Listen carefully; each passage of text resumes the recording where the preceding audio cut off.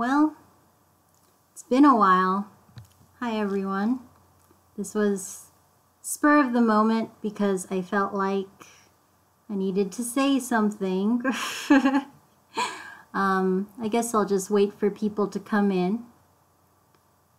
Hey KZ, hey Stormy. So, is my audio working? I feel like every time it's been a while since I've done something, I completely forget how to do it.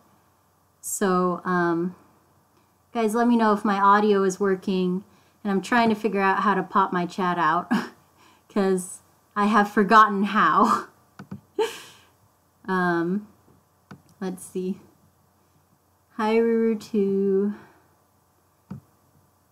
So, okay, cool. Sounds good. Hello down the wormhole. I know this is like a super sporadic, quick thing. So, oh, Welden is here.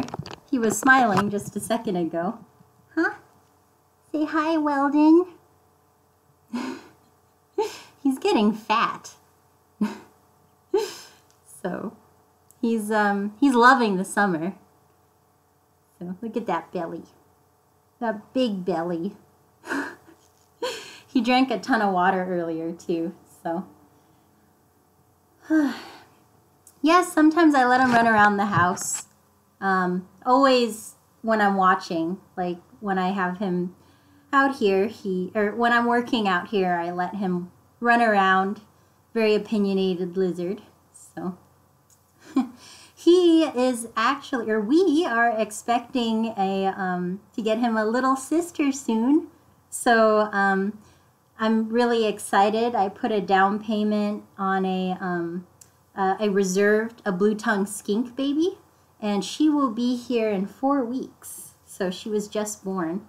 Oh, thank you, Sergeant Tank.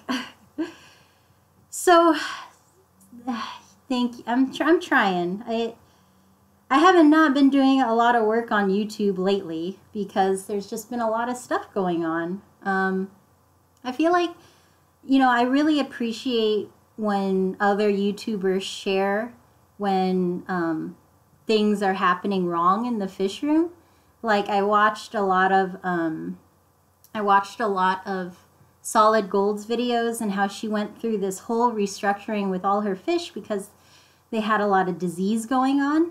And, you know, it kind of happened to me too. Not specifically just disease, but just a lot of things happened, and it kind of, you know, it made me, it sucked a lot of the joy out of the hobby for me for a little while. So, and I've also been really, you know, lucky and blessed that I've been able to go to things like the American Killifish Association convention that I got to share a little bit with you guys. And then the California Betta Society show. And then, of course, you know, I am so lucky to have all of these amazing fish people here. Like, I gave a little talk at San Francisco Aquarium Society Friday, so yesterday night. No. Yesterday night? Night before? I can't even remember. And then yesterday I went to the PCCA mega auction. So, but you know, it's actually been really hard in the to do things with my fish lately. So if you guys were watching the California Betta Society auction that I live streamed, you know, I got the Betta macrostoma that I was so excited. And then I fought, like, to keep them. It was a stupid decision. It wasn't a stupid decision to get them. It was an impulse decision, but I thought that I had weighed the consequences. They were, look, he's smiling. They were locally bred. They were in the same water, basically, as my conditions at home. I would be taking them straight from the show home. I had a 30-gallon tank that I could convert quickly to a tank that they could be happy in, all this stuff. And then but on the other hand, I was moving to Sacramento. Yes, Dwayne, it was an impulse, yes. But I thought that I had thought through it and that it would be okay. And it wasn't, because, you know, it would have been okay if nothing had gone wrong, but then something horribly went wrong. And then they, you know, I thought I was skilled enough and could do it. And if I had been home, I think they would have been okay. But, you know, I wasn't home. Like, and I would come home every weekend practically. And then I would spend most of my weekend struggling with how to deal with them. Velvet, I hadn't dealt with it like that before. And especially with the water conditions that they need. And I would stay up till like 3 a.m. trying to figure out how to do it. And going to the store, getting DI water for them, all this stuff. So yeah, they died. Long story short, I can't even bring myself to take apart the tank yet. Because it's, you know, their water conditions are pretty dark. And dark tanks like that, you can't really, it's hard to like look in and see what's going on in there. But they're definitely gone. So, you know, it's been really hard to like go into my fish room. So it's, oh, Beanie Bettas, you can't hear anything? Okay, it seems like audio is working for other people. I'm trying to project, but I don't know. Yeah, so it's been tough. And I like don't want to like, is my volume muted? Because I don't know how to do, oh, Welden jumped onto the thing. Oh gosh. Okay. It's been so long that I don't even remember how to do this. Media source is muted.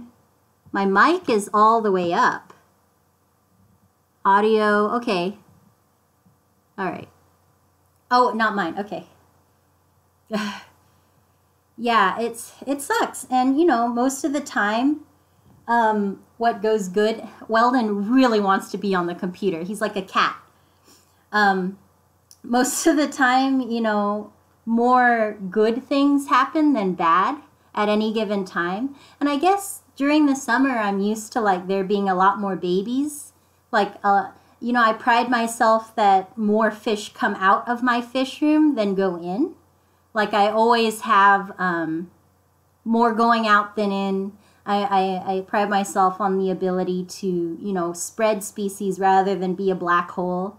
And I feel like I really dropped the ball on these guys. Like, they were gorgeous when I brought them home. And I took some amazing video. They were flaring right out after I acclimated them the first night.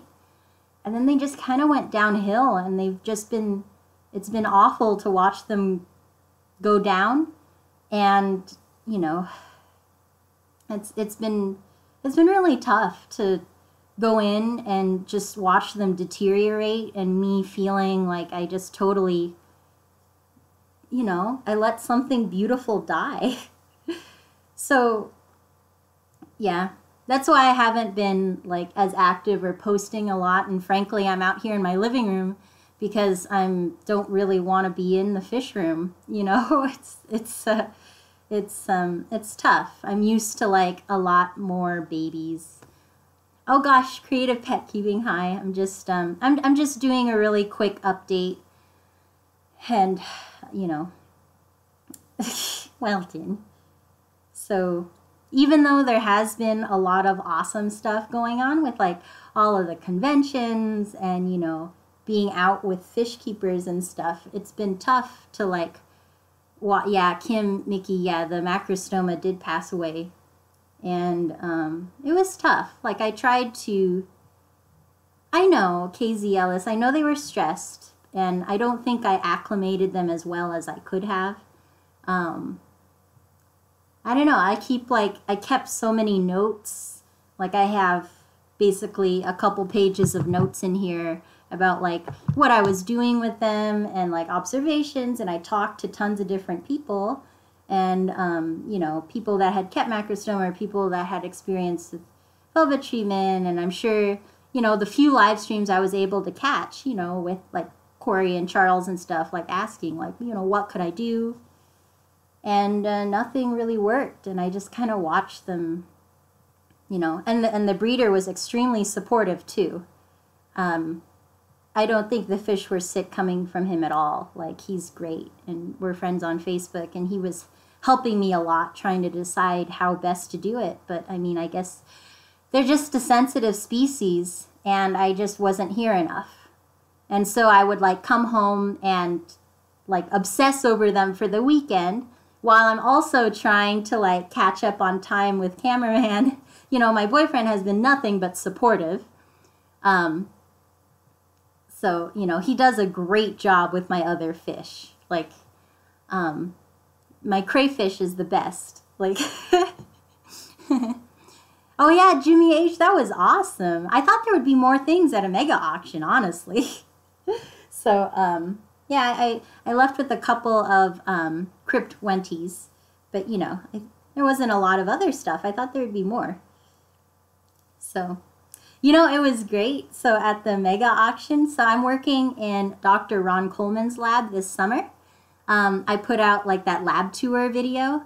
Actually, I'm going to put it in the featured video section. Isn't this cool? I figured out how to do like the, oh, I should point over here, the featured video section. But hold on. I'm going to change it to the cichlid one. Let's see. Where did I put it? Where did I put the Coleman lab tour? Let's see. Oh, it must be in the star stuff. Let's see. Here we go. And then I'm going to change the text to the, oops, not that one. Let's see. Featured video. Coleman lab tour. Let's see. Oh, that's weird. It resizes. That's really weird. Okay, there we go.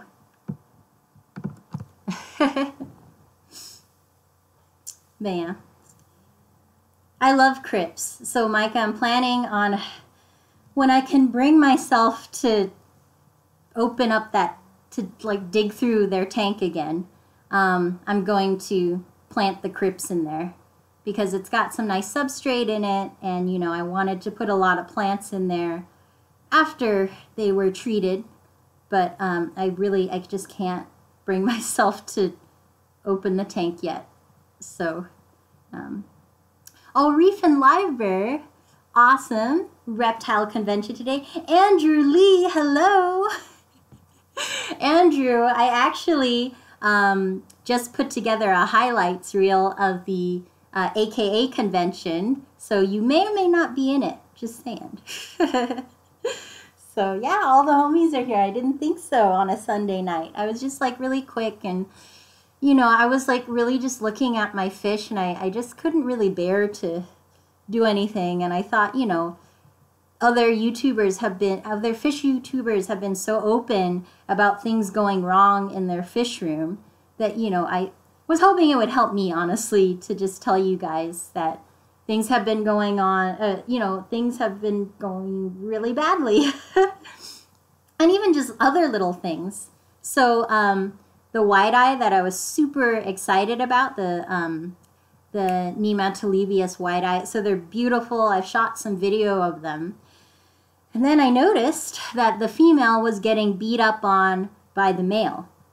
And then the male, you know, and then I talked to the breeder, and he was like, yes, a lot of South American annuals, the females get beat up on, but they should be okay. There's a lot of cover in the tank, and their tank is full of plants. But then the next day, like the morning before I drive back to Sacramento in the mornings, I wake up and she is just beaten to death, basically. He had ripped off all of her fins. It was the most savage attack I had ever seen of you know, of inter-killifish relations or whatever. And so I was only able to collect one round of eggs from them before that happened. So I'm really crossing my fingers that I got enough eggs to hatch out white-eye. But yeah, just things like that. And then, you know, I've had my rubra and palafina males. They've held 3 or 4 times this summer, and they haven't been able to carry the fry out to term. So every single time, so that's upsetting. Yeah, it's just all these little things. All these things are just bringing me down. So anyway, let me get back to these comments. Let's see. Jimmy H. Yeah, that super red pleco was beautiful. And yeah, I was not going to pay over $30 for that thing. I really thought about it though. V-Stag, no worries. I have not been streaming a lot, so you haven't been missing a lot. Let's see. Amy P. Yeah, especially like when you first get into the hobby. So you say I've been in, only been in the aquarium hobby for 3 months, and I'm going through a stressful time too. Yeah, can be stressful at times, and even if you've been doing it for a really long time, terrible things can still happen, you know. Your entire fish room could go down. it just that kind of stuff happens. So it's just been really hard to deal with because I use fish keeping as a way to de-stress, and it's actually been the opposite. It's been making me incredibly stressed out when I want to be, you know, when I want to de-stress. So, you know, I just kind of took a step back for a little bit so that I could kind of regroup. And I spent time with other fish people outside of my fish room to kind of keep it going that way. Let's see. Whoops. Oh my goodness. It totally went crazy, this chat thing. Oh, Susan, thank you so much. Yeah, I'm just trying to take it easy and keep going, keep trudging on. So, and truly been so busy lately. Oh my goodness, I'm so glad to hear that the blue galaris are doing really well. Oh, I'm so glad. Oh my gosh. I did tell the story Friday night of me like totally falling on the floor and almost like killing my camera to get those guys. That was the highlight of convention for me. Like, that was pretty funny. So, Reef and Live Bear Aquatics is the new owner of a Pac-Man. That is awesome. I had one for a little while, and oh my gosh, I was trying to feed it with tongs. Okay, so the really long tongs. I was trying to feed it with tongs, and the Pac-Man's way down here. He was in like a 10-gallon tank, still a baby. I think it was like this big. So I'm feeding with tongs. Imagine this. The Pac-Man doesn't go for the food at the end of the tong. The Pac-Man jumped up and grabbed my finger. I don't know how, but all of a sudden I had a Pac-Man frog like this around my middle finger, or my ring finger. And I was just like screaming. I'd never had a Pac-Man frog before. It was crazy. And then it like dug in. I literally had to use a butter knife to pry it off me. And then after that, I was like, this is an awesome pet, but I just can't deal with it. I rehomed him after that particular incident. Really cool frog, but it scared me so much. It literally leapt up a foot. As a 10-gallon tank's about a foot deep, you know? I don't know how it happened, but it happened. So, oh my gosh. Let's see. This thing kind of jumped around again. Let's see. So, oh, Joel, just the Betta macrostoma have been giving me a big headache. They just, every weekend I would come home and it was awful to watch them deteriorate despite all the research I was doing, despite everything I was doing. And it really hurt to watch that happen. And I felt, you know, I still feel like the worst fish keeper. And then a lot of other things happened. I had a killifish male kill his female. All of the eggs from some eggs that I hatched out turned out to be male. So I'm probably not going to be able to keep the bivitatum fungi going. All of them turned out male. What else happened? Just everything happened. I hatched out, I have a bunch of Ijebu Odi juveniles, and all of them but one, I think, are female. Hopefully that female doesn't turn into a male. Because I was gone, I didn't move some of my Betta fry to a larger tank fast enough. It just kind of slipped my mind. I forgot, and now they're probably stunted. Lot of males, mouth brooding bettas have been swallowing their eggs. What else? Just a lot of stuff. Pygmy sunfish have not been producing very well, and that's probably because I haven't been doing a lot of water changes on them. I got some pygmy sunfish at the AKA, like new lines to cross in. They died on the way home. You know, so I lost those guys in my suitcase. Yeah, just a lot of bad stuff. Let's see. No le entiendo. Calamardino. This is a Pagona viticeps. It is a bearded dragon. So I saw that you said that, and then I didn't respond for a while. But yes, this is a bearded dragon, a Pagona viticeps. I think that's how you say it, an inland bearded dragon. So Micah, this hobby can knock you down sometimes. Hard to keep your chin up. Yeah, it is a high turnover, you know, for the first 2 years. You're quite true. There's a lot to learn. It's a steep learning curve, especially for people that are getting into breeding fish. And you just kind of have to, like, keep going, you know. And it's a really good exercise for me to deal with frustration in this hobby that I love because, you know, it's the kind of thing I want my kids to come away with whenever they're trying to do something difficult. Like,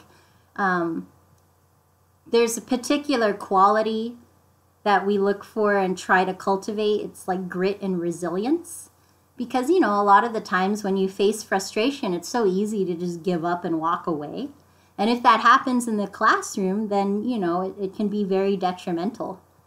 So, you know, it's good to deal with this frustration on my own, too. It helps keep me sympathetic and empathetic. So, World Pets TV, what kind of salt do you add to your bettas? I add, so any salt that's non-iodized and doesn't have any additional caking ingredients will work. So, you know, let's see. The last salt that I got was some, like, bags of rock salt that from like aquarium rock salt from one of the fish stores that we went to during our CBS fish tour. So yeah, anything that's non-iodized and has no caking ingredients will work. And I use about, now I've settled into about a tablespoon per 5 gallons because that's how I treat the water now. So, let's see. Andrew Becker, really?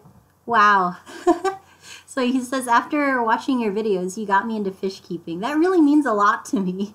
You know, it just really makes my day when people, you know, say hi to me, like Jimmy H at the fish meeting the other day, or meeting up with Andrew Lee at AKA. Like, that really does make my day whenever, you know, I get to meet people. I met a ton of people at the California Betta Society show.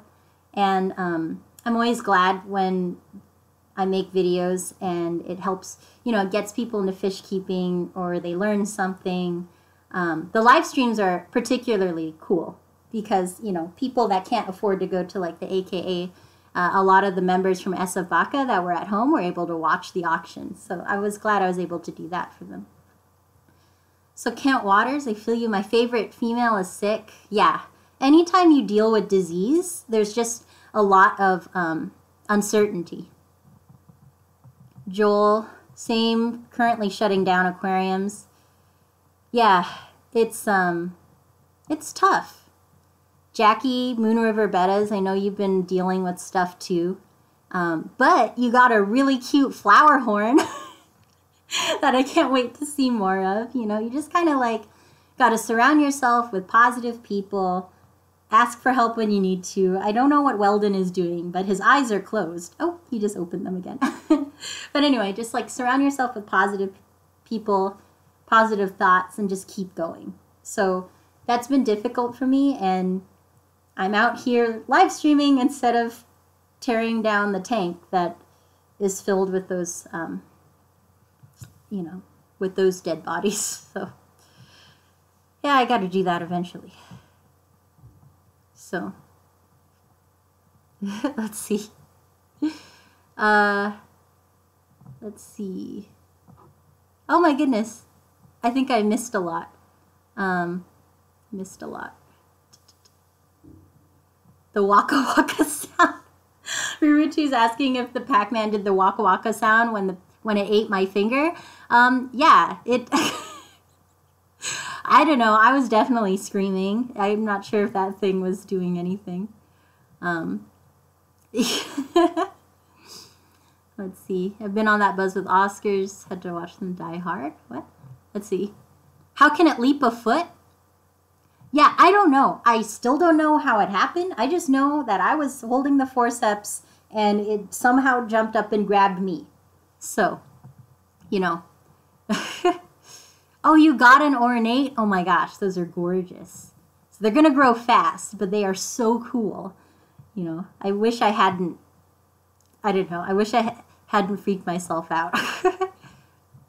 So, oh my goodness, sorry guys, I missed a lot of stuff.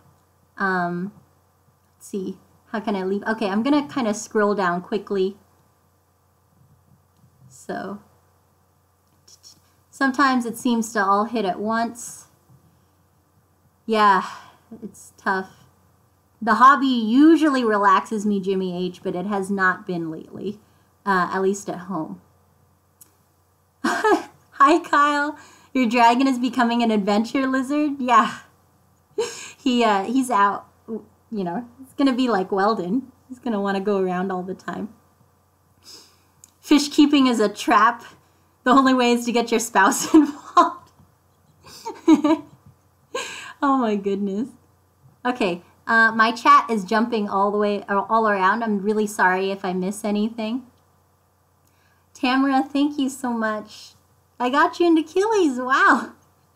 I got one of my friends here into Achilles too during the auction. He got a pair of Achilles, so that was fun. Let's see. Yeah, so Andrew, if you come down with Ebola, you're expected to still care for your fish while attending all conventions. Oh my goodness. Yeah, at least Welden's smiling. So, Susan, you're going to get through this. Oh my goodness. Oh, Susan's probably already gone, but thank you, Susan. Oh my goodness. Sashimi Whiskey with a super chat. $7.77. Some dinner for Welden. Yeah, the light, I don't know. He's like so white that the light is like shining off of his beard. But he's getting enough dinner. Like, look at this. This is chubby. Chub lizard. Look at that. He's got like the double belly roll going. Let's see. Yeah, the light's pretty bad out here.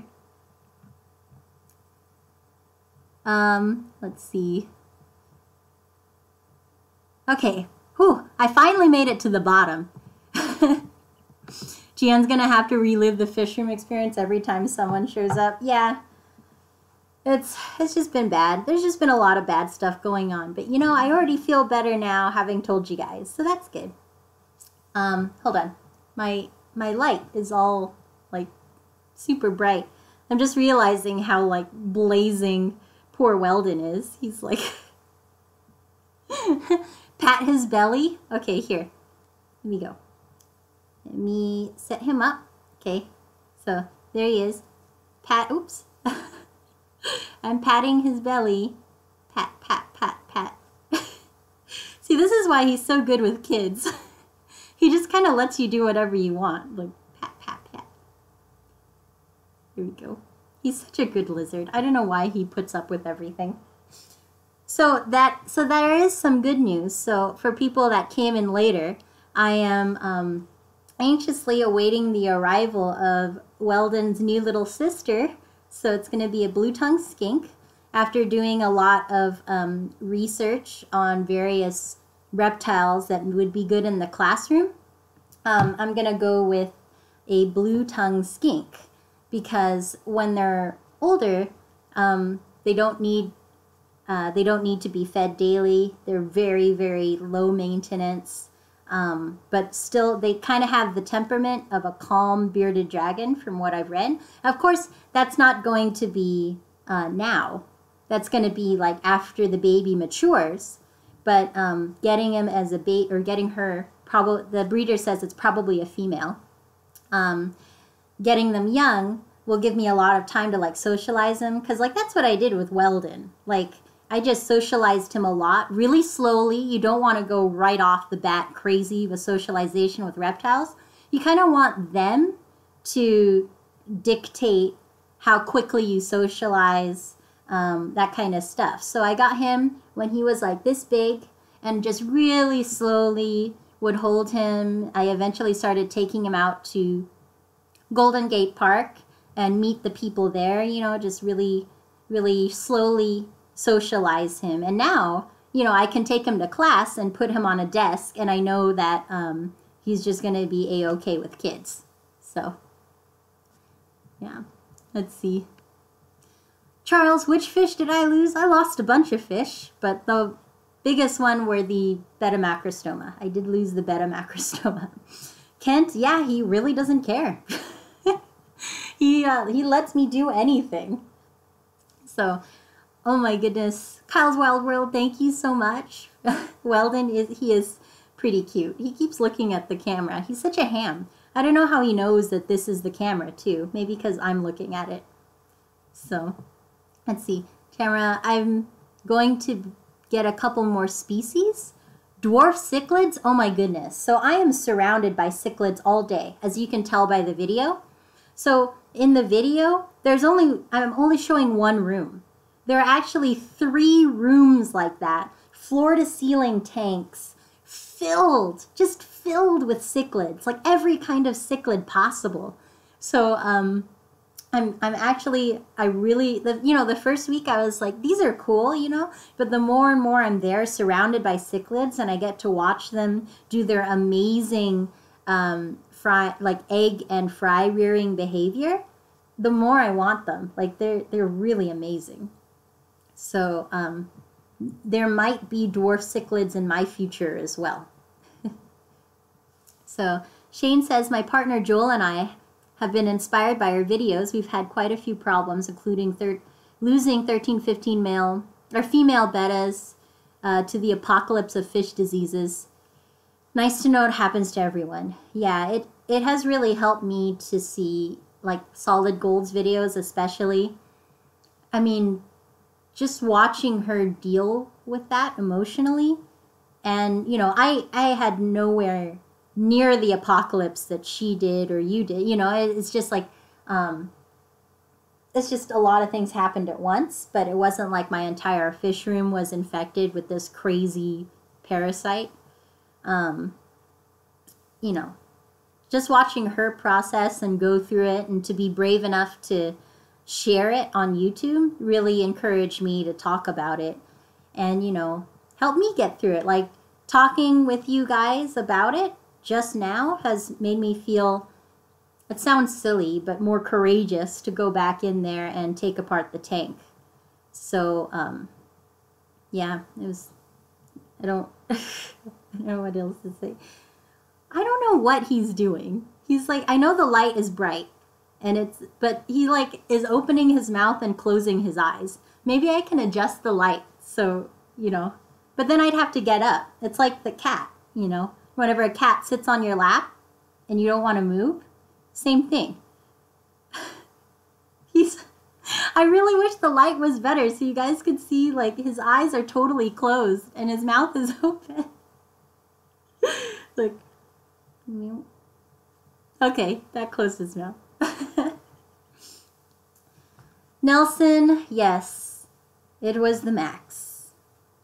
So I was just trying to deal with it around the clock every time I was home.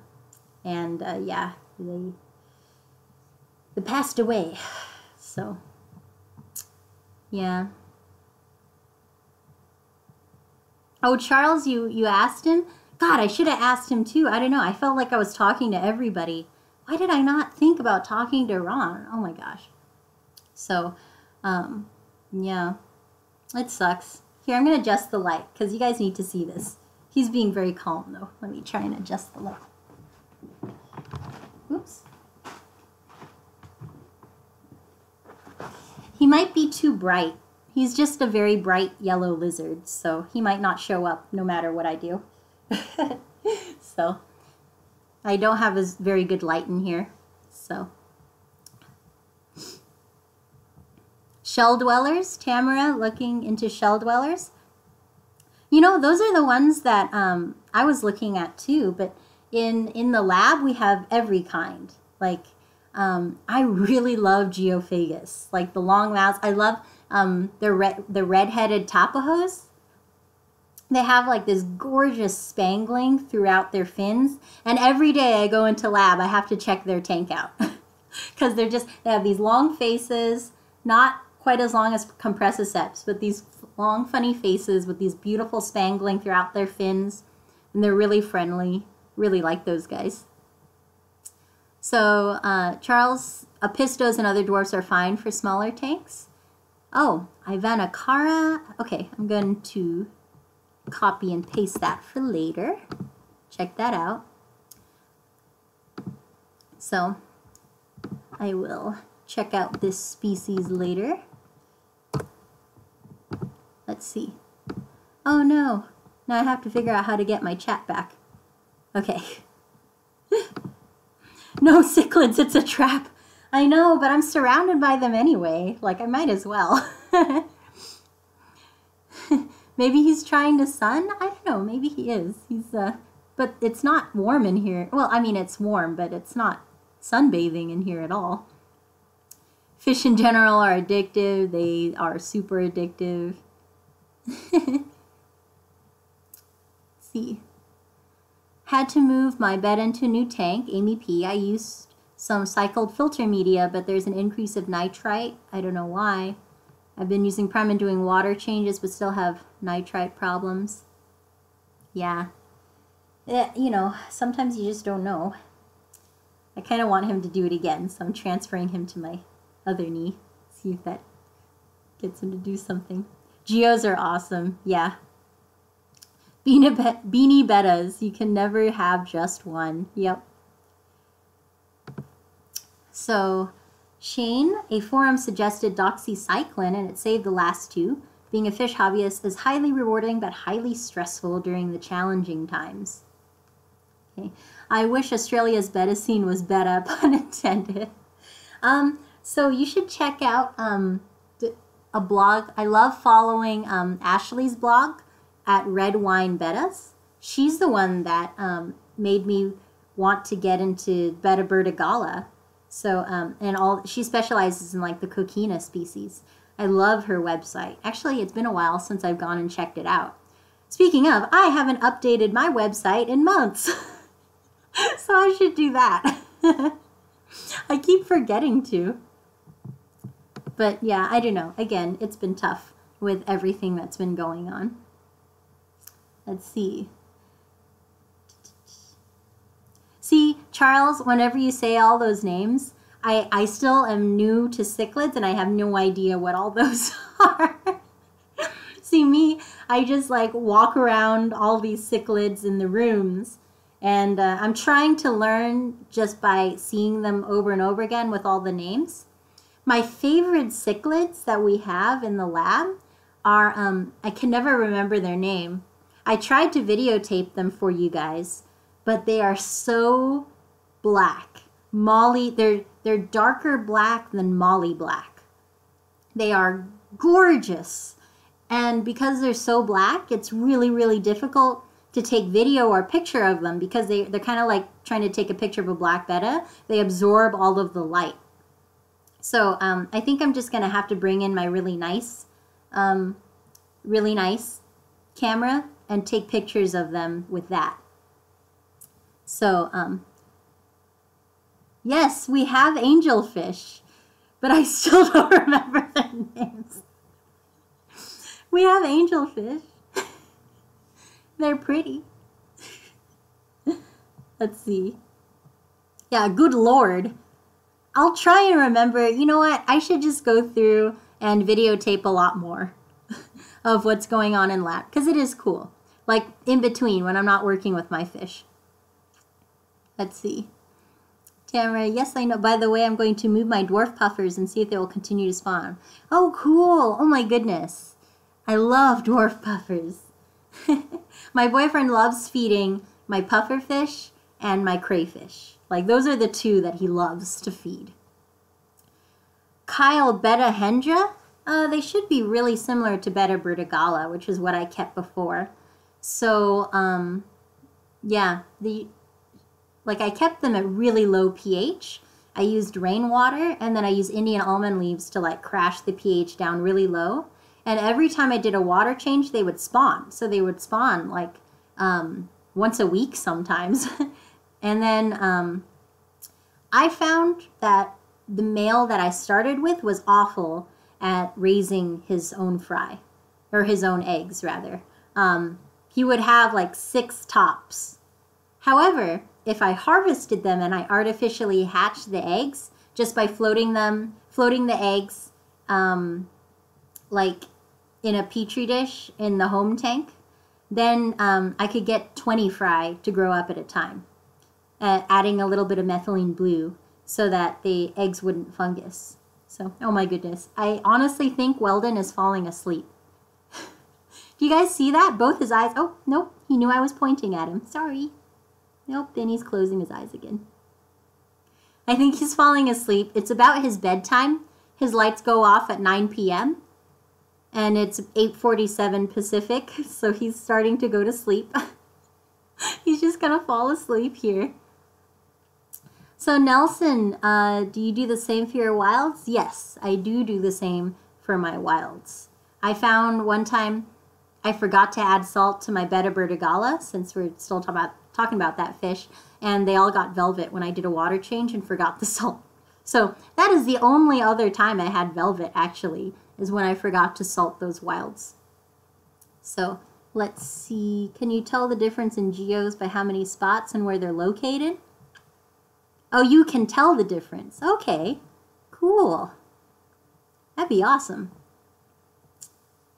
I need to look at those geos in lab. Okay. Is there one very tall, bronze-colored, and regal? Oh, no. We don't have Ultums. That I do know. Like, I saw Ultums once at the wet spot in their giant display tank, and those fish took my breath away. That's the only time I've seen Ultums, and we definitely don't have those. We definitely don't have those. What is the best treatment for fin rot with bettas?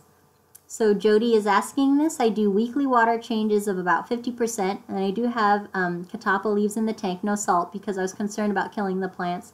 So it depends on what kind of plants you have. So I have Java fern, Java moss, Huswassertang, hornwort. I found all of those are really tolerant to salt.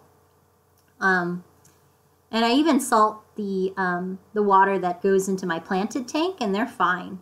And I have all sorts of plants in that one. That's another video I haven't gotten around to editing. I keep meaning to, but I keep getting distracted by other stuff, and I keep getting pulled down. But anyway. Actually, that should be the next video that I do. So. But best treatment, it depends. I think there are several things, like, the main thing is water, like clean water conditions that can start it. But I think that there might be like different kinds of bacteria or something that cause fin rot, because when I've seen fin rot in bettas, you know, sometimes it's really fast acting. Like I've seen some fin rot just like melt away the fins. Others, it's like this weird grayish edge on the fin. I don't know. Maybe Charles, you can chime in. But every time that I've seen fin rot, really the best course of action is to trim away the infected material of the fin, you know. And I learned that from Larissa. She keeps the long fin half moon bettas. Every time she runs into fin rot, she just takes the fish really gently in a wet net, uses a sterilized blade, like scissors or a razor blade, and just cuts it off so that there's a clean edge for the fin to heal from. Like imagine that infected area, that infected tissue is filled with bacteria, and it's just going to keep eating away at that fin edge. But if you cut it away, then it gives the fin edge like a clean start. You can have the fish in warm, clean water, you know, with a little bit of salt, and then it'll let the fin grow back really rapidly. So that helps. It really does to cut off the infected fin, because that's not going to grow back anyway. Like the infected part, the part that's already getting actively damaged, that part's not going to come back. So you might as well cut it off and then give it a fresh fin edge to grow from. Okay, Scalari. Yeah, I can look on the tank. Like everything's labeled. Charles, I'll look at it when I go back tomorrow. So, do bettas really need salt? I don't know. There are some really good articles on the IBC website, actually, that are public about salt in bettas. Actually, I think I should link it on my blog. There was a really great article written by someone named CJ, and they're really amazing and very knowledgeable about it, about why salt is beneficial to bettas. So I like to use it as a preventative, and I find that my fish just act healthier. They're livelier, more active, less problems, that kind of stuff with the salt. Okay, Shadow Bear Hackman, hello, welcome. First time see me live, awesome. Let's see, where do I get the square containers? I get them from CCW Plastics. If you just Google CCW Plastics, they'll show up, and then you can go to the small order form, and the 1 gallon containers are their size SG. So, let's see, I can't even hear the word fin rot or tail nipping without being triggered at the moment. Uh-oh, sorry, I said it. I didn't mean to trigger. Yeah, it's pretty crazy. So, Tamara, I had to trim my goldfish a few times. Yeah, it's really quick. If you remove a lot, like if you have, one time I had my one big longfin half moon betta that I had, like one of the very few longfins I ever kept. His name was Macho. If you go really far back in my videos, you'll see him. Macho got fin rot in his old age. A lot of longfin half moons, when they get really old, they start to have like fin rot troubles. Their fins get so long that they actually drag. And, you know, he was just miserable. And, you know, he had this persistent fin rot that I just couldn't get rid of on the very edges of his fins. Even though I was keeping him in, you know, clean water conditions and stuff, he was just getting old. And so I trimmed it. And then he had some buoyancy issues because I removed so much finnage. But my goodness, the next day, after he got used to it, like with having the short fins, I trimmed him short like a plakat. Oh my goodness, he was like a new fish. He was swimming around, active, flaring again like his old self. It was like he had, you know, I had cut off a wedding dress, you know, and he was just so much happier with short fins. And I think that was part of the reason, like witnessing that transformation, that I kind of switched over to short fins, because they can, you know, their fins don't keep growing. They stay short, and they stay a lot more active. So let's see. Jody says all of his long tips are fine, crown tail. It's just the one spot really close to his back. Maybe he tore it on something. Yeah, maybe. I've never witnessed a fish like actually catch and tear a fin on something. You know, forums always say that plastic plants can do that. I've never actually seen it happen, but you know, it's within the realm of possibility. Okay, Charles has given the recommendations for cichlids. I'm not gonna go jump for it yet. You know, honestly, I love jewel cichlids. Like, I keep coming back to their tank too. Every day I have to look at the red-headed tapajos, and I have to look at the jewel cichlids. And we have a pair of jewel cichlids that have like a cloud of fry, and they're amazing to watch every day. Okay, and yeah, trimming it, like just trimming off infected fin tissue, Charles, like, have found it to be very effective, you know. Oh, Welden's light just went off. He is definitely trying to fall asleep here.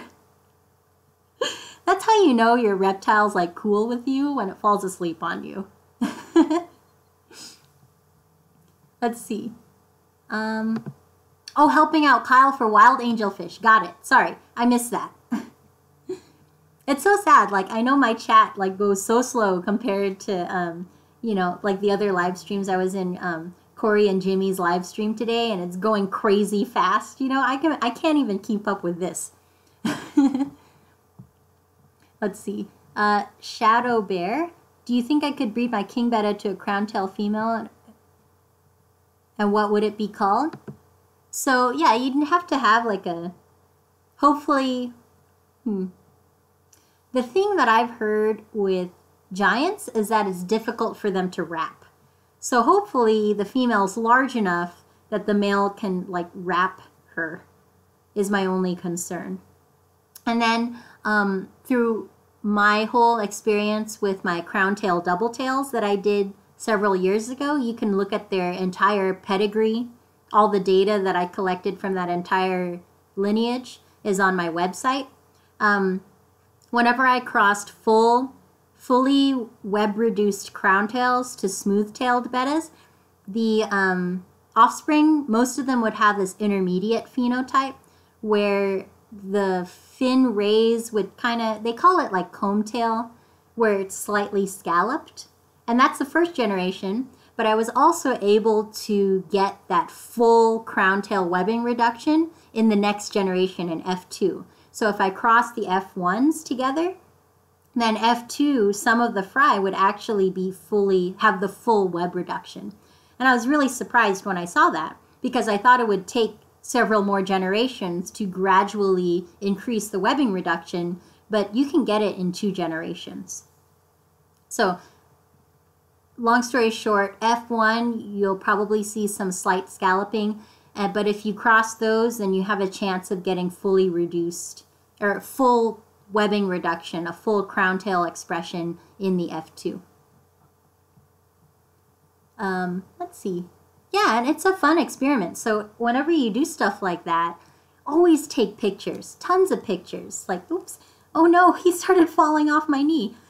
Sorry, Welden. Okay, did you fall asleep? Okay, he's starting to fall asleep again. He's so cute. Okay, just take tons of pictures so that you can share those pictures with everyone, you know? The more data that we have as a community, then the more we understand about betta genetics. Okay, so Charles has a new betta love, giant platinum placots. Do they come in copper? Yes, giants, just like Jackie is responding slightly below, they do come in copper. So the giant gene is getting spread everywhere. It's awesome. So Welden's knocked out. Yeah, he's really tired actually. So let's see. If there's a tiny gene for bettas, Alex Chu, I hope I said your name correctly. Alex, I was at an IBC convention, I think this was 5 years ago, and that topic was brought up. Apparently, there was a breeder that had like miniature-sized bettas, full adult-sized. They were like this big. And they called them like hummingbird bettas. But this was like a long time ago because Dr. Lucas told me about them. Because we got on the subject of giants. And he was super excited about giants because giants were just starting to get in on the scene around 5 years ago. And he was telling me about these little hummingbird bettas. And he said they were around in the 70s. But they got lost. So they have the capacity to be dwarfed, but it hasn't happened recently, at least. I haven't seen them, but apparently they did occur at one time and they were true breeding. So let's see. So Shadow Bear has a nice collection of bettas, 5 kings, 3 normal placate looking ones, and 2 half moon. Nice. So Kyle says, I have my Hendras in 80 TDS water, now RO cut with tap. Is it safe to do water changes with straight rainwater? Yeah, you can do that. They'll be fine. They'll probably really like it if you just switch to rainwater. So my dragon has wedged himself into my couch and started sleep time too. Yeah, I don't know how he's balancing. I think when he woke up, he like lost balance and started falling. But Welden is definitely falling asleep on my knee right now. What did you use to sedate your fish for fin clipping? Asked Occasional Aquatics. I didn't. I just did it as fast as I could. People, like I saw this awful video of someone knocking their fish out with ice water in order to trim the fin for aesthetic purposes, not for medicinal purposes. They used ice water to knock them out. I would not feel comfortable doing that. I actually use ice water to euthanize my fish because that is the American Veterinary Association recommended way to cull tropical finfish, is to drop them in ice cold water. That's what they used. And some people use clove oil, but I just go as fast as I can. And we're literally talking seconds. Like, take the fish in a wet net, boom, boom, done. Like, it's not for aesthetic purposes, so I'm not trimming it to make it look nice. I'm not grooming the fish that way. I'm just cutting it off as quickly as I can. So I just do it as quickly as possible. Let's see, most wild bettas are tiny. Kyle, wild bettas can range all sorts of species of wild betta. Like actually, I would argue that most wild betta species are larger than domestic species. Like all of the fish in the ocelota complex are big. They're the big mouth brooders like Betta palafina, macrostoma, all those guys get really nice and big. There are some mouth brooders that are also large. I can't remember the name right now. Maybe Jackie can chime in. Starts with the B. Betta bellica, actually, is a very large bubble nester. So the coquina complex species, those stay small. Those are less than 2 inches typically. All of the coquina complex. And Betta hendra is from the coquina complex. And most of the splendens are smaller. Betta smaragdina, I used to keep those. Those get quite large, actually. The body size is 3 inches. And they're a beautiful fish. And I've thought a lot about bringing them back and working with them again. But I don't really want to bring in new fish right now. Let's see, do betta breeders bring in wild splendens or even embolus into their lines to strengthen them? Yes, they do, actually. So there's a really interesting article on betta territory. So that's my friend Yoop, who I need to get back on this show again. Actually, I should talk to him before the end of the summer. Anyway, maybe we can do that.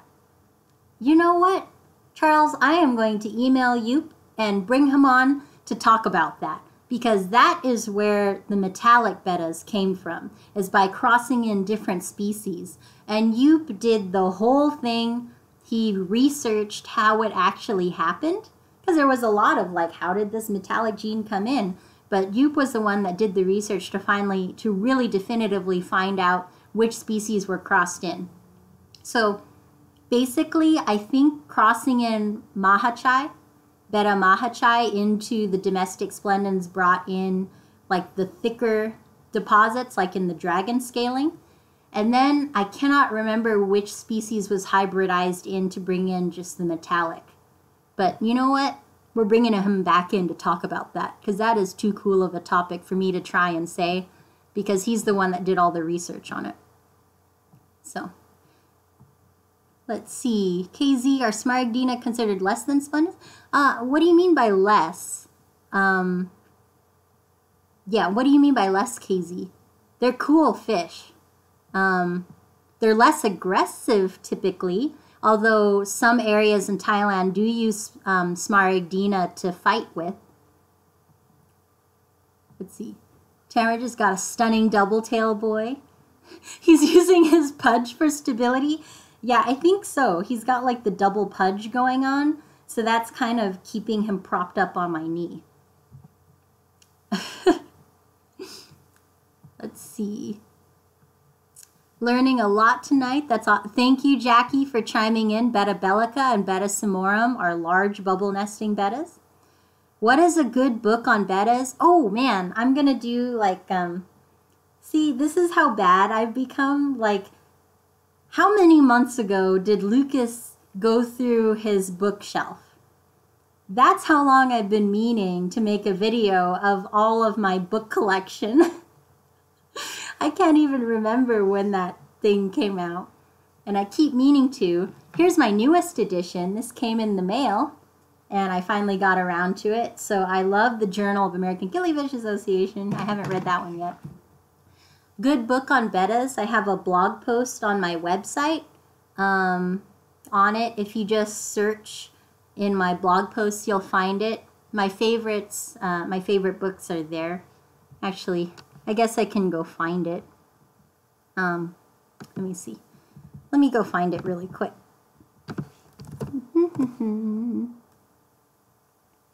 Let's see. Wow, it has been forever since I updated this. I'm like really appalled at myself. Going to special. Okay. Oh my goodness, all of the daily vlog things are here. Well, that's going to take a while to find. If you just go to my blog, and I think you can search it for book recommendations, it's in there. I'll find it and just send it to you on Facebook or something, Kyle. Let's see. Yoop. Need to get Yoop back on here. So Nicholas Reynolds is asking, my 2-year-old Delta tail has what appear to be cataracts over both eyes and seems to have difficulty seeing his food. Is this common, and or is there any way to treat this? So with the introduction of the opaque gene in bettas, and that was way back to Dr. Lucas was actually the one that created the first opaque bettas. Oh my goodness. Oh, bettas. So what that is, it's a bunch of guanine deposits in their skin. That the opaque gene is excessive guanine deposits, and you really see it in the dragon scale bettas. So I'm guessing that your betta is either an opaque or dragon scale. And what they find is that those guanine deposits can actually build up and cover their eyes, which is the cataract looking thing you're seeing. So in the IBC standards for opaque and dragon scale bettas, that's considered a disqualifying fault because it is that common. It does happen, especially to older bettas of that particular variety. Those deposits literally go over and cover their eyes, and they do go blind. And unfortunately, there is no way to treat it. So just use, but you know, a blind betta can still live a perfectly fine life. Just use smelly food so that they can smell it. They have a really surprisingly good sense of smell. So, and one of my friends in the club, Sam, he had an albino betta, a true red-eye albino, and for some reason, red-eye albinos are incredibly rare, and every time they come up, just randomly, they're blind. Every single red-eye albino that I've been able to get documented, like anecdotal evidence from, like Gilbert Lemchenko had some come up in his spawns. Sam, of course, he had his red-eye albino. They're always blind, but they're still able to survive because they use their sense of smell to eat. So just use smelly food. Let's see. Hello. Just got on. Welcome, Justin. Let's see. If I get into angels, Tamara says she's going to get the Philippines blue pearl scales. Those are really pretty. So Hudson, can I put 1 male betta and 2 female bettas to breed them? So there was, who did it? I'm trying to remember. Someone in the club did that, and it was hilarious because the male was spawning with both females at the same time.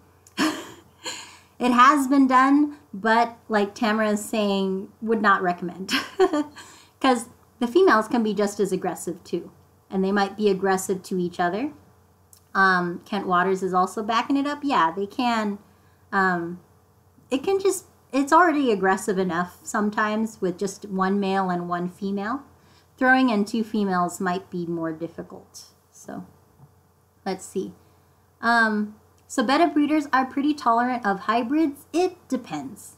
Yeah, it depends. I mean, it's cool when it happens. It's like a judging logistical nightmare whenever someone enters a hybrid. Like that happened.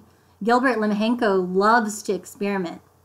And he entered in like these originally hybrid but selectively bred black Betta Mahachai into the show. And it was like, where the hell do we put these? Like which class? They ended up in varieties. The variety class because, not the variety class. I'm getting tired. I forget what, it's the one wherever you put in, you like designate what particular characteristic you're trying to go for in that fish. So, oh my gosh, what is that called? Jackie, help me. What is that class called? Anyway, so we didn't know where to put them because they weren't wild. So we couldn't put them into F1 small, large, bubble nesters because they were no longer wild. They had been hybridized a long time ago. They were like 1/16 Betta splendens. But then they had also been selectively bred. Betta Mahachai is usually a brilliant blue fish, but he had selectively bred them to be black. And then he also entered some Betta Mahachai that he had selectively bred to have a slight crown tail trait. So it was crazy. And then we've also recently had some breeders, like Megan was crossing in fish, was crossing in wilds, and she was entering them into variations. Variations, thank you. Wow, thanks, Jackie. Into variations. So, yes, tolerant, confusing for a show chair and for the judges, but it's pretty cool. You also have purists, just like in the killifish hobby, that hate to see that. But a lot of domestic breeders think it's really awesome and a way to bring in different traits. So it's kind of both ways. So let's see. KZ Ellis, as in less important or not as desirable? I guess it depends on who you talk to. Betta Smaragdina are pretty awesome, I think. Not as less important, I guess less people work with them. It's like another wild splendens, and they kind of have the same problem as the domestic bettas in that I found that it was difficult to raise them together. So unlike Betta rubra that you can keep together for their entire adult life, Betta Smaragdina start to fight like the domestic splendens. And then, you have to jar them. At least I did when I kept them. And then for me, it was like, well, I would rather be jarring my domestic splendens than my wild Smaragdina. So, I don't know. But I could have also seen myself dropping domestic splendens and going with Smaragdina because they're so cool. But I guess it just depends on the person and the place. Welden is like a big battleship, weighs a lot, but still floats. Yes, Justin, this is my baby. He has an Instagram, Where's Welden, so you can track all of his adventures there. So, Justin, 7 years old. Wow, nice. So yeah, eye is pretty much completely white, but still doing well. That's awesome. Creative pet keeping spawn seem to have albinos in it. Not enough video evidence to see if they're blind though. Yeah, so Kent Waters, a lot of the times, it's been awesome to watch her fish grow up too. It's been so cool. I really wasn't expecting that much variation in a koi spawn, which was really neat. And then I've also been talking to someone else in SFAS, Mark. He has been working with koi, and they have huge variation in their spawns, so it's really cool to see. Anyway, sidetrack. A lot of those bettas are cellophanes, so that's what we call them in the show. They're like completely lacking in pigment. They have this beautiful, clear body tissue even. You can kind of see right through their body. We call them cellophane. And they're not technically albino because they still have pigment in their eye. So, but we call them cellophane. And they're common in marble lines too. Let's see. Jimmy H. Let's see if Jeanne can answer this. Well, you tagged me and then I didn't see anything. Okay. Says you retracted a message. Okay. Charles, I guess hybrids aren't that big of a deal with domestic lines. Domestic angelfish and discus are all hybrids, but people don't know that. Yeah, so in domestics, you're kind of going for a certain aesthetic look and appeal. And if that requires species hybridization, then I think most people are okay with it. It's like the species purists that really don't like that stuff. V-Stag, I'm learning so much. Listening to you inspires me. So sorry to hear you're having a rough go of it lately. Thank you. Thank you, V-Stag, for being here.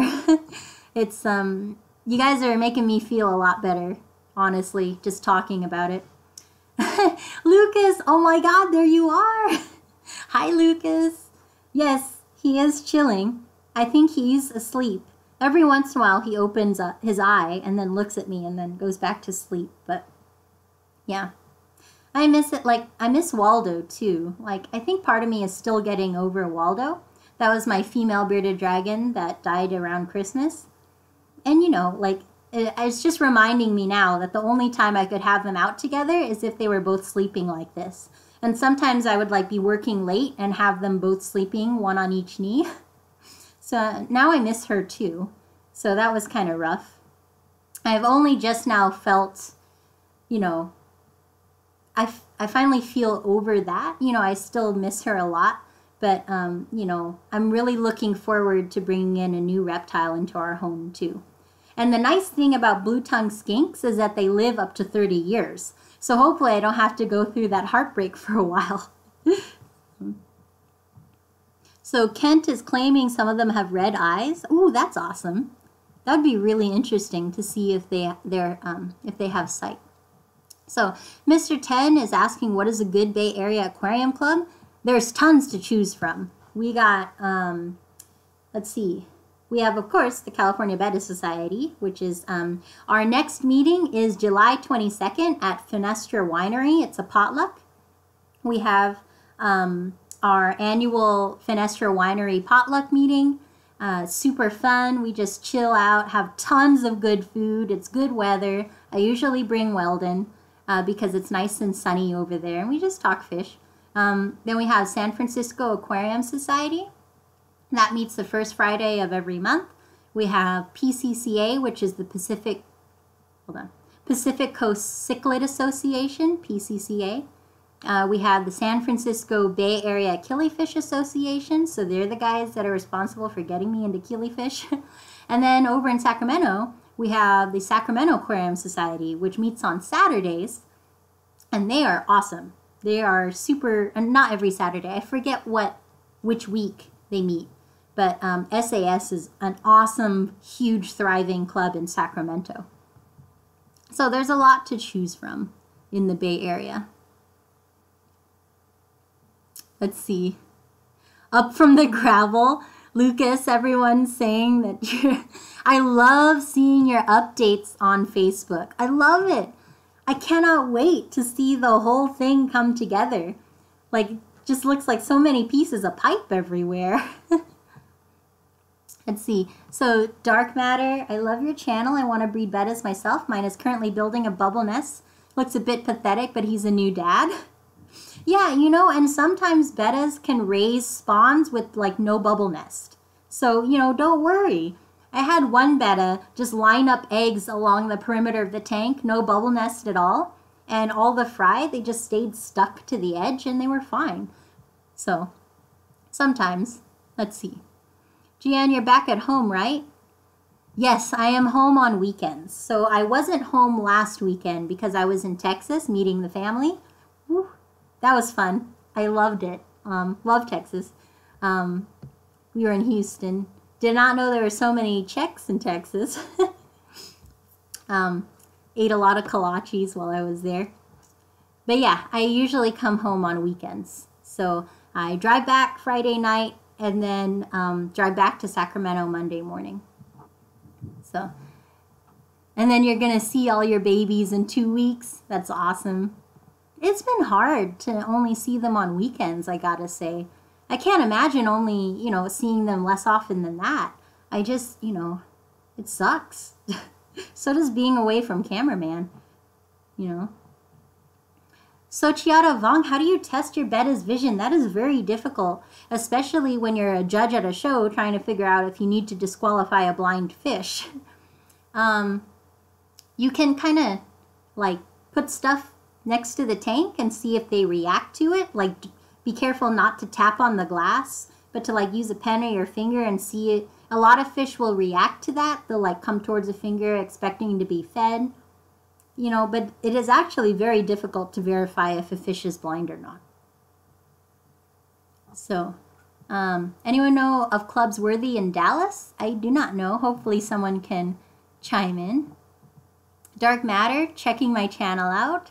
Not a lot of recent activity, Dark Matter, but yeah, there's a lot of stuff in there. I try to arrange things in playlists, so you can find stuff in the playlists. The San Luis Obispo area. Can't find much between SF and LA. Yeah, short pause. Most of the clubs I can think of in SoCal are in the LA area. Coast. I gave a talk at Coast once. They're awesome. I can't remember what that acronym stands for, though. It's just COAST. And then one of our good Betta friends is the president of that, too, Jeannie. And then we have the Golden Betta... Oh, GSB, Golden State Bettas, our sister club, is down there as well. But I don't know of very many clubs that are kind of in the middle area of California. How do you keep sponges working but bubble nesters able to build low flow? Kyle, that is exactly what I do. Just, you know, go to the gang valve on the air and just like turn it down so that it's bubbling not super fast. I forget, bubble a second, something like that. So that there's still turnover, but it's not enough to disrupt the surface. Dude, Charles, haven't been home for 8 weeks. My fish may have forgotten who their real father is. Dude, that sucks. Man, I can't stand this 1 week thing. Like I was talking with cameraman today. And I was like, yeah, I think next summer I'm just going to take it off. I'm not going to work. I don't have to because I have a full-time job now with the school district. So yes, I can just like decompress and do all my lesson planning at home. So I did say that if there was a huge cool opportunity, like if I applied and was able to travel the seas, there's like this program that I'm interested in where they take high school teachers out on a research vessel, and the research vessel actually goes to unmapped areas of the ocean to look for new species of fish. And one of my teaching mentors has done it a couple of times, and I was like, dude, if they say yes to my application and I get to travel the seas to unknown places for 12 weeks, I might end up having to do that. But otherwise, I'm staying home. But that would be a really cool one. Let's see.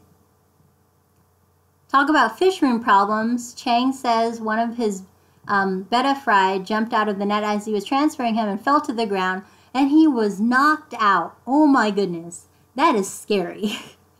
Dude, I was trying to measure Bettas Friday for my experiments at work, and they were just jumping everywhere. It was like popcorn. Like I couldn't control it. I was trying to like take a picture of them with rulers next to them because I'm interested in like the area of display and whether that has an effect on their interactions with one another. But dude, it is like impossible to measure that. So yeah, I feel your pain. They jump like crazy. Let's see. Dark Matter's current mission is to buy a dragon betta or a blue-red dragon, or even a blue-red dragon betta if lucky. Awesome. So Chiara, you pronounced my name spot on. Oh, thank you. Yeah, I know. I feel you. Jian, I have heard every permutation of Jian possible. I actually graduated as Johnny Souza.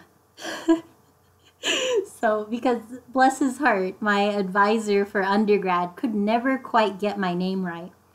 He was Dutch, so, you know, and I tried to correct him several times over the course of 4 years, but, you know, it's okay. Johnny Souza is my name. Let's see. Can you please put all the club's links in the Bay Area in your video's description after the stream? Do they all have website? Yeah, I can try and find them. Like SF Bay, the killifish one doesn't even have a website anymore. I think they're just operating off a Facebook page. Is his name actually Cameraman? No, it is Michael. So I wonder if he's listening. Because he's out with friends right now, but maybe he's listening. Actually, let me see, because we're supposed to have dinner at some point. Let's see. Hasn't texted. Who knows where he is? Okay.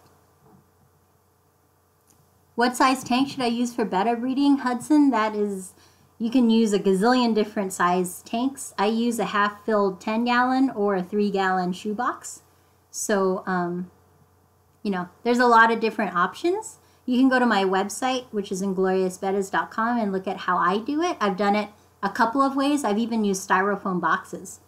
So you got to find a way that might work for you, and you can kind of start there and read about that.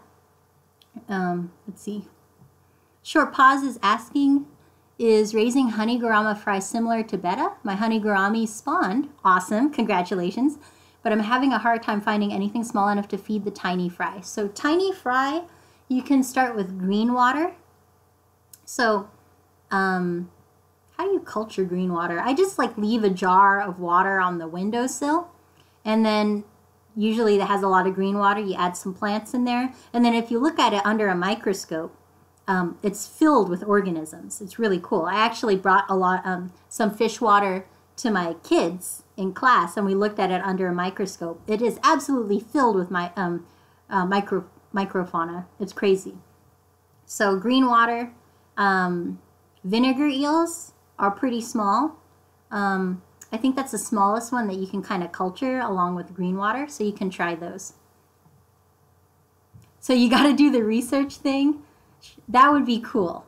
Name a new species after you, Welden, and Cameraman. Yeah, I don't know how often like a new species actually gets found, but I mean, that would be pretty cool.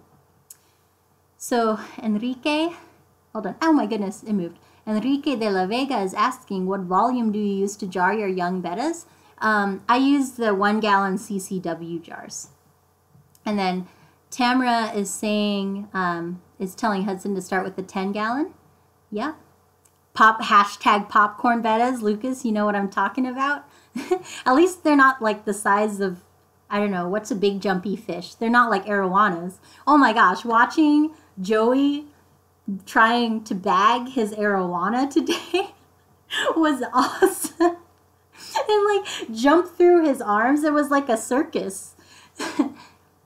Guyan, yeah, I've been called that one before. Let's see. So Kyle, thank you guys for like talking to one another too. I don't get to every question. So Kent Waters, time to turn off the light. Goodbye. Thank you for coming by. Okay. Jimmy H. I can put the names in. Let's see. Okay, am I going to the Chicago Aquatic Experience? Right now, it does not look like it because the Chicago Aquatic Experience is the weekend before Veterans Day holiday. If it had been the next weekend of November, I might have been able to go. But it's my first year teaching. I'm anticipating it being really overwhelming. So I'm trying to not plan anything big. Just like how most of my friends, my Betta friends, are planning on going to Thailand for the first ever Betta convention, or, you know, there. And I'm really upset that I can't go. So they're all going during Thanksgiving break. And yes, SFUSD does have a week off this year for Thanksgiving, but I don't want to plan too much because, you know, it's my first year teaching. I think I'm going to have to devote a lot of time and energy to my kids until I figure out what I'm doing. Let's see. Wait, everyone's saying sorry. Oh, you lost your mail? Oh boy. Yeah, those orange bettas, they always seem to be a little bit more sensitive. So, Found another male by chance. Okay, hopefully, Jackie, you can keep those oranges going. Not enough people doing oranges. Okay, oh my goodness. I got to the bottom. I'm so tired. Let's see. No worries, I'll follow it. I'll buy all the time. Either get pissed or pleased. It's nice to find the hobbyist. I think I missed something. Okay, Dark Matter, can you do a short video series on selective breeding and different ways to go when it comes to culturing betta fry? So, you should see the interview I did with Yoop. We did a big, long live stream together. I had to move my leg, and he's still asleep. This is awesome. He hasn't opened his eyes in like the past 20 minutes. Anyway, Dark Matter, you should check out that video. Yoop and I go way into selective breeding there. And actually, I need to bring him back on because we're not done with that series. So, but yeah, we talked a lot. So Guts and Glory, gotta run. Chin up, girl. Yeah, I'm trying to keep it up. Thanks for being here. So, Lucas, I am doing research right now at Sacramento State. So, that's why I'm in Sacramento during the week. So, I'm doing fish behavior research with bettas. Let's see. Oh, hi, Sky Prince. The Betta macrostoma aren't doing great. Yeah, in the very beginning, I was kind of bummed and explained that, yeah, they did pass. So, I haven't had the courage to go in there and take apart the tank. So, they're not doing great. They're dead. So, yeah. Yeah. If you go back to the very beginning of this live stream, I talk about that whole thing. So I won't repeat it here. But yeah, things just didn't go well. So Tamara's saying, I've been slowly resealing the used tanks I have acquired. So far, only 1 of 5 has leaked when I was done. Awesome. I have never felt, I've never felt handy enough to reseal a tank. So kudos to you for doing that. I have never tried it. One of these days. Yeah, I tried. I tried a lot. So it was, it kind of like took over my weekends when I was home.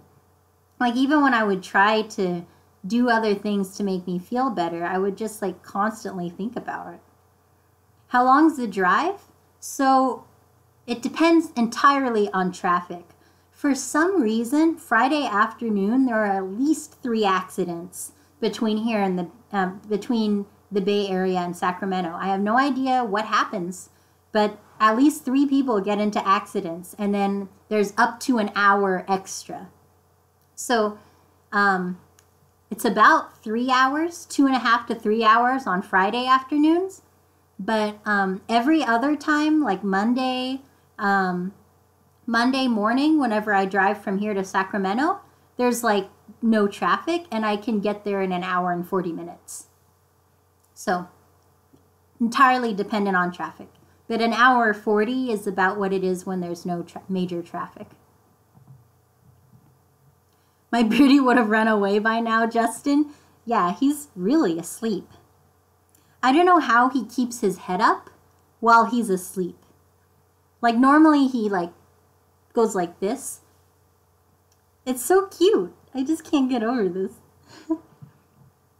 Shit happens, live and learn. Yep, shit definitely happened. And I definitely learned my lesson. Try to not impulse buy. Even if it's a really, really, really good deal, try not to do it. So, oh my goodness, I hope I say your name correctly.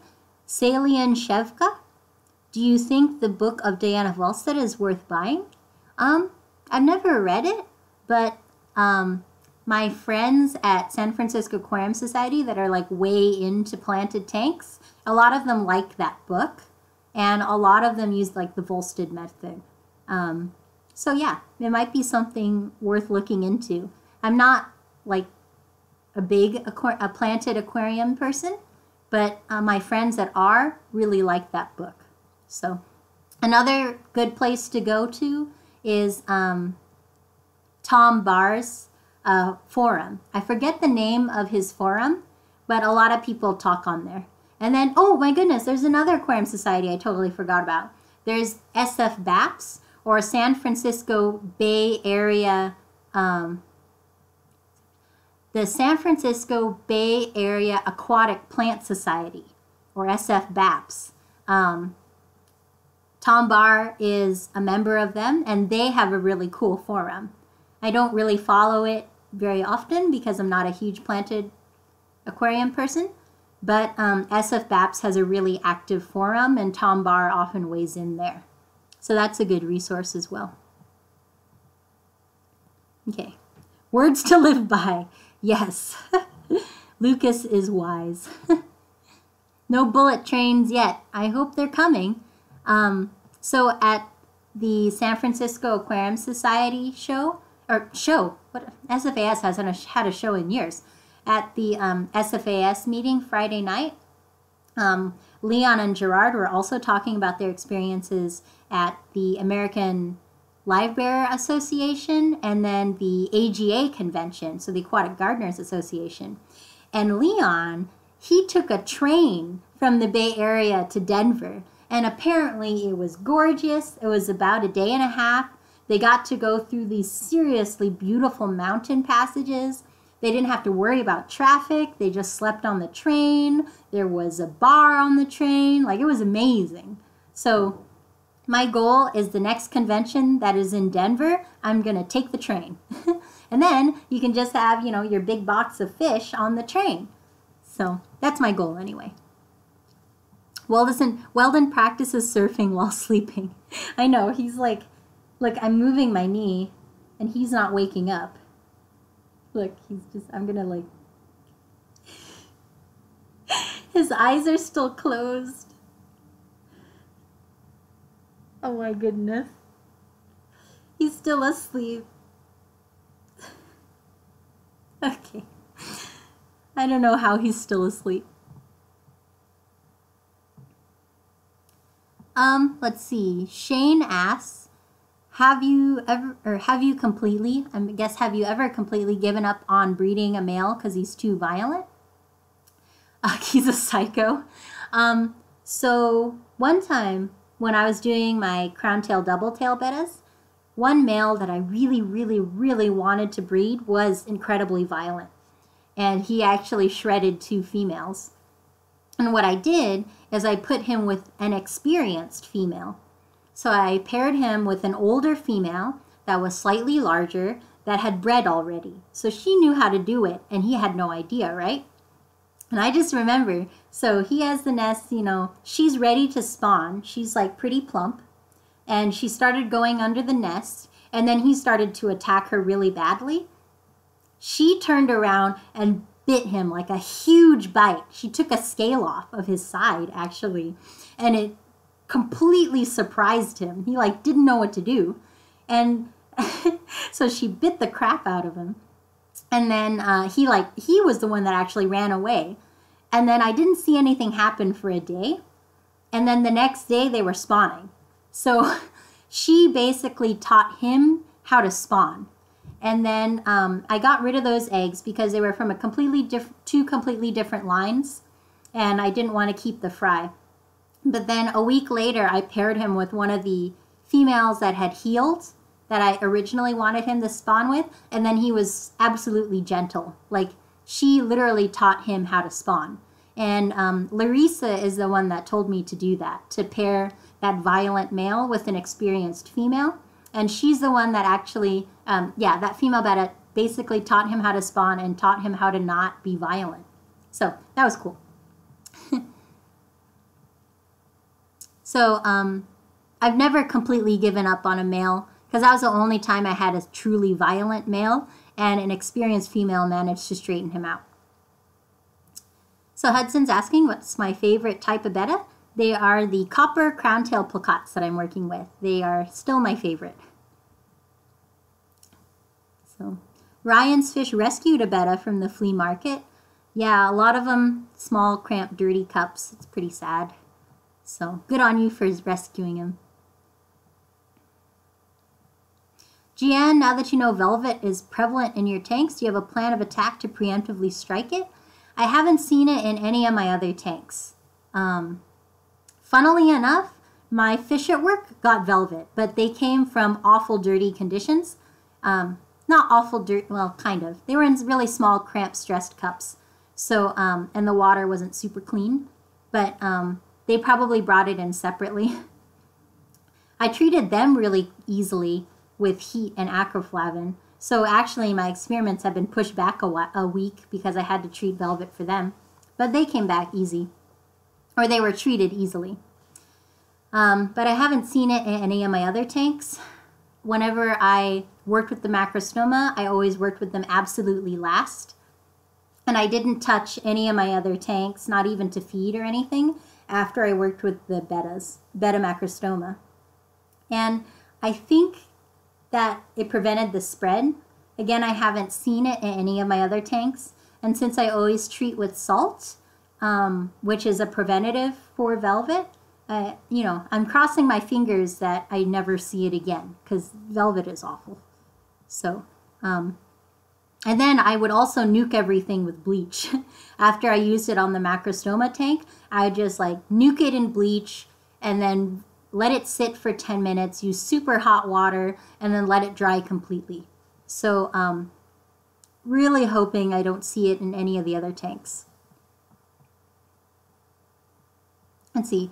GH, I wish I was able to talk to you more last night, but I had my kids with me. Yeah, you know, PCCA was super fun. Most of the time I don't go down there because, A, they make fun of my fish because they're all bait fish. Just kidding. But mainly it's the long drive. And because Yannick went with me, it was like pleasant. You know, it was like the 1 hour drive didn't seem that long. So, yeah. Usually I don't go because it's such a long drive to do alone. Justin, mine sleeps in weird positions. I think my favorite was one time when Welden was a baby. He fell asleep with his chest on one piece of wood and then his like back legs on another, and then his belly was hanging like a hammock in between the two, and he was just passed out asleep like that. And then another time, also when he was a baby, he fell asleep like propped up on the glass, just like completely straight up against the glass. He fell asleep. So that was cute. Tom Barr is awesome. Yeah, Tom Barr is really cool. His daughter is so cute. Like the cutest little girl. Big handful. So she was definitely running the show whenever I went to visit. Let's see. Excellent advice. Thank you, Shane. I try, you know. I just try and speak from experience as much as possible. So, Charles Fish Tanks, older women are great for younger guys. Oh, man. You know, I was just talking. Man, who was I talking to? Man, who was I just talking to? Can't remember, but they were like taking notes on their fish. Maybe it was Mike. Mike Cuareza. Maybe it was him. But he was saying that older females paired with a younger male lead to more males in the offspring. And then Dr. Lucas also made that observation. And both of those guys, they bred a lot of fish. So I'm inclined to believe them. Or to believe that association is possible. So, you know, it's good. My least favorite big box store? I try to, you know, buy at auctions, you know, to support the clubs as much as possible. And then, frankly, the stuff that you can get at, like, the San Francisco Aquarium Society auction, for example, are just so much cheaper than you could get at any store. I can't remember the last time I bought at a box store, actually. I always try and go for the small stores. I think I might have to buy dog food at a box store because the blue-tongued skink eats dog food. So I might have to buy dog food there. Let's see. Jody's saying it's weird how people will believe bettas can live in cups but won't believe they need a heater and more space. Yeah, I think temperature is one of the biggest determinants for success, keeping bettas. Oh, I just heard. Hello. You're home. Can we eat? I'm live streaming. Who are you talking to? Oh, I'm live streaming. Hi. You want to say hi? Hi. Oh no, Welden woke Hi. up. Hi. Have Oh a good dear, time? he woke up. I Yeah. know, He's he all woke pancakey. up. He's so pale. He's already going back to sleep. There he goes. So, anyway. Okay, guys. I think I'm gonna sign off. So, let's see. Any last comments? That's one way to trigger a room full of killy nerds is to call their fish bait fish. Yeah, Charles, I totally agree. They're not bait fish. Everyone's like, cameraman. Look.